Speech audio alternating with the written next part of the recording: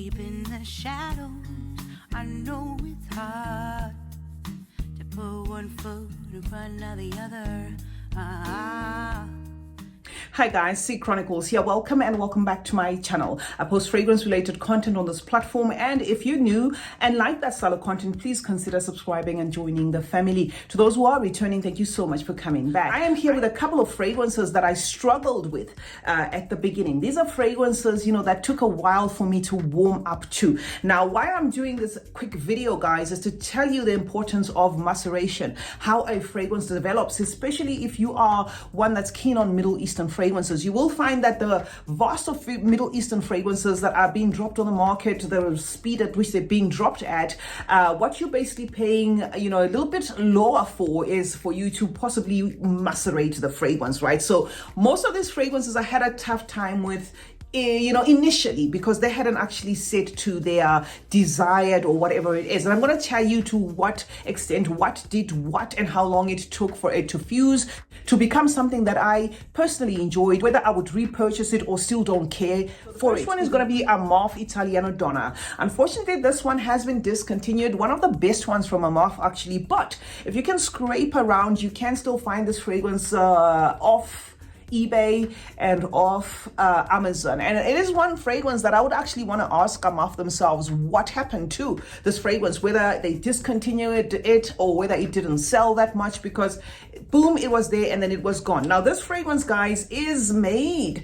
of some tonka, some vanilla, some musk, and some florals. But what I got initially, and this I think is a 2020 composition or 2021 composition. I got my bottle around about 2021, 2022. Initially, when I got this fragrance, guys, it was just a mishmash of a lot of things. The tonka was doing the most together with pushy florals. It was so busy, it felt like it had patchouli and all that stuff that I really didn't like in a fragrance. And to think that this fragrance was drawing as inspiration of that Dolce & Gabbana Pour Femme Intense, there was nothing in there that was correlating to that, in as much as it did have, wafts of the vanilla there and the musk, they were muffled. But after a year, and believe it or not, a year, this then transitioned to a fusion of something that feels marshmallowy, which is the reason why I actually bought it, because that Pour Femme Intense has got a marshmallow note that's quite prominent and sugary there. Did fuse to that and became one of those fragrances that are really, like a come close to me type of fragrance with a decent lasting power, because of course of that pushy tonka. The pushy tonka stayed there, but it kind of relented a little bit, making way to a more vivid vanilla, a more vivid musk, and a composition that has somewhat of a fluffy marshmallow. So this is how this one interpreted. I still have a little bit of it, and should I find a bottle, I would certainly repurchase this, because yes, I absolutely love it. So that is number one, guys, Italiano Donna from the house of Oud. The second one on the lineup is going to be Aay Dubai, guys, and this is the Dubai one. This fragrance is acquired, but first impressions you're going to get with this fragrance are going to shock you. What I even said in the video where I reviewed this the first time, it just felt like this composition of tar, like how it feels like when they are mixing tar and there was sugar there and everything was flying about and it was a contest of some notes. It still is a little bit busy, okay, switching between a coffee, a butterscotch, a caramel, a vanilla, becoming a sweet fragrance with a pineapple that's struggling to come to the surface, because there is a pineapple in this, right? However, having said that, it's a fragrance that drew me in, but I wouldn't repurchase. I wouldn't repurchase, not because it doesn't give me beast mode. It gives me beast mode, but this to me is a heady DNA that I can wear for winter. And even then, it's kind of still pushy. It's giving me sweet, but overdosed. And the one note that I would have loved to shine the most is really not doing its work here, which is the coffee note. So ends up being about a sticky butterscotch there, drippy caramel, and a syrupy sweet of everything. And then, of course, some woods and all the other stuff that they have put in here. Certainly one that I wouldn't wear in hot weather, and in as much as it gives its all, I wouldn't repurchase because it's still kind of like a, you know, a DNA that I have to think of there. But this is certainly a fragrance you need to let sit. Maceration for this took about 6 months or somewhere thereabout, because it was still not given even after a while. I've had this one now maybe for about 2 years or 1.5 years. Now it has, you know, blended to its perfection, but it's still a little bit of a pushy fragrance. Would certainly recommend if you love those style of sticky, sweet, syrupy, you know, DNAs there. It's Aay Dubai from the house of Latafa. Number 3, guys, is going to be Caramel Cascade from the house of Paris Corner. This I told you guys initially when I got it, okay, before I even got the Eclair, which the two of them, you know, this was the first one to be released, going after that Bianco Latte kind of smell-alike thing going on in there. And yes, I could detect that, but I told you in the review that it is giving me a little bit of a pushiness, a squeechiness, and it was giving me a heightened tonka, where the tonka is doing a little bit too much. So in as much as I can smell the caramel in here, the vanilla and the milk, there is something piercing in this fragrance. So this is one fragrance that I took a little bit of some time to adapt, right? And now it has fully macerated. I've had it in my collection for about 5-6 months, and I can certainly say it's not as smooth, you know, as, you know, what you would get from the likes of Eclair, where Eclair is just polished from the onset. It still keeps the squeechiness, but it's the same squeechiness that I think pushes it a little further in terms of lasting power, because I find this one a little bit more pushy in terms of lasting power now that it has macerated than the Eclair. Although I do see the differences there, the squeechiness is there, and unfortunately for this, I wouldn't repurchase simply because I do have that option to purchase the Eclair, right? There are slight differences. Trust me, there are slight differences. The two are not the same. One's from the Tafa, one's from Paris Corner, but those differences are enough for me to say, since I own both, I wouldn't repurchase this, but I wouldn't discourage anyone from purchasing this, especially if you want, you know, somewhat of a piercing feel of that caramel. That is what you're going to get from this one. So this one has macerated, still performs well, but the squeechiness didn't go away. I wouldn't repurchase it simply because I do have the other alternative. Is the third one on the lineup, guys, Caramel Cascade from the house of Paris Corner. Fourth on the lineup, guys, is Rare Passion. And Rare Passion is a fragrance I'm going to say is about 2.5 months old in my collection. And it's a fragrance I would say I have thoroughly visited, because I've made it a point to wear it, you know, whenever and wherever, because the DNA is quite confusing there. It's a gentle giant. You know, 1 minute you feel it in its prominence, and the next minute it's like it's gone.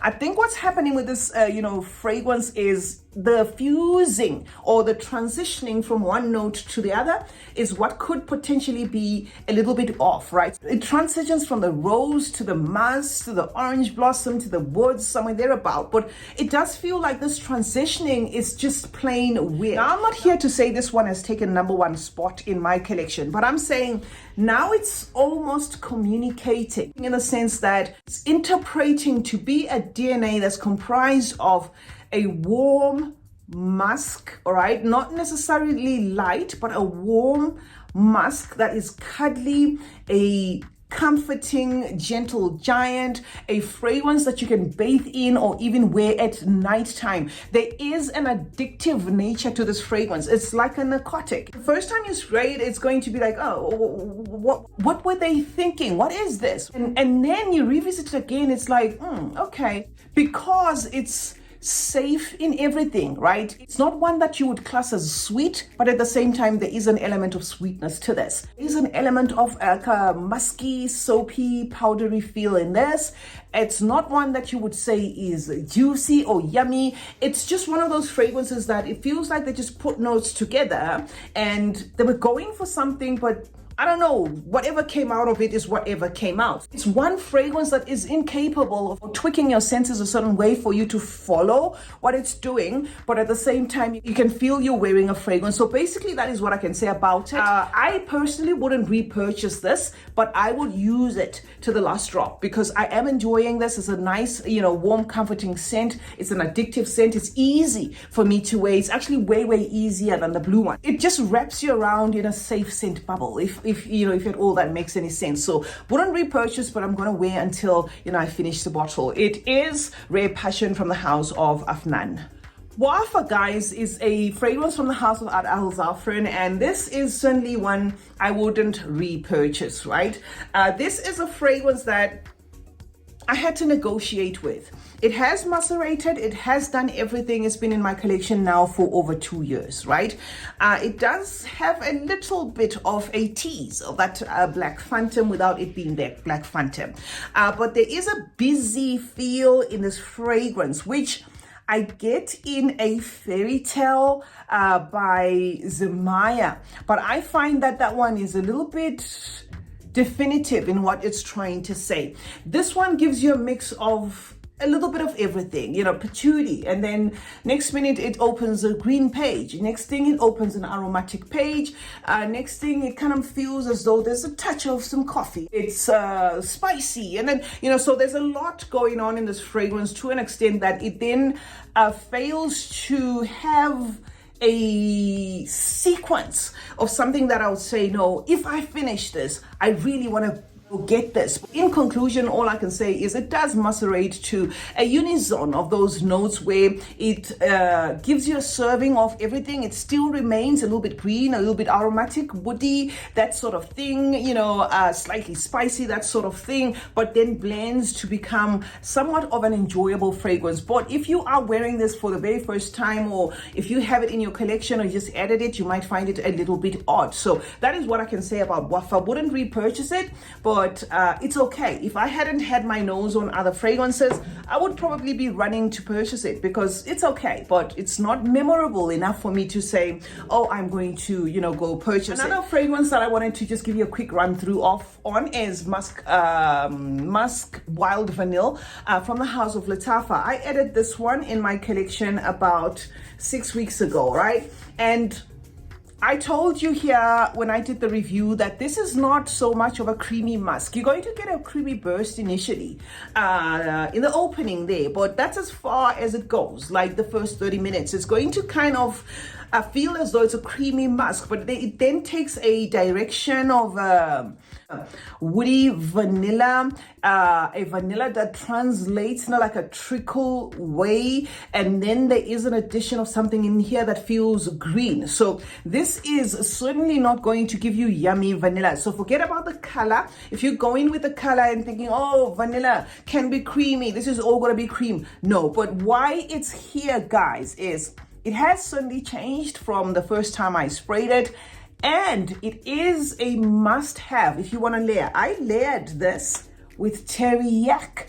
I layered this with what's the name of that cherry smoothie from Zara. The magic that this can create when it comes to layering, unbelievable. I'm not sure whether I'm going to add the other ones because they are fairly affordable in my country, but I'm not sure what like distinct difference that would make, because at least this one is vanilla themed, so I know that vanilla can go with anything. So yeah, it has changed a little bit, but it's still not your yummy vanilla. All right, it is more of a woody vanilla, trickle like vanilla mixing with a green tone there, and that name Wild Vanille is befitting. So that is to what extent this one has gone.